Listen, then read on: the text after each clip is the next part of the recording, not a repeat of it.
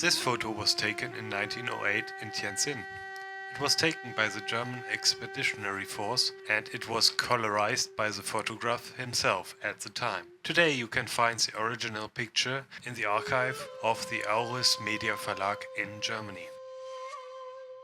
Teahouses were an important part of Chinese social life in 1908, serving as gathering places for people of all ages and social classes. They were popular among students, artists, intellectuals and business people, as well as the general public. Teahouses in China typically served a wide variety of teas as well as snacks and light meals.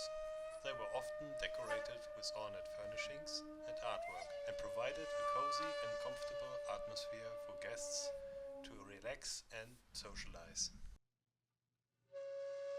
Gambling and opium smoking were also common activities in teahouses in 1908, although these practices were officially banned by the government.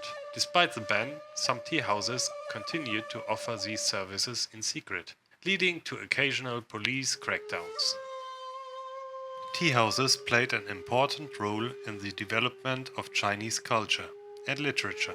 Many famous writers and poets of the time were regular visitors to teahouses, where they found inspiration for their works and engaged in lively discussions with fellow intellectuals.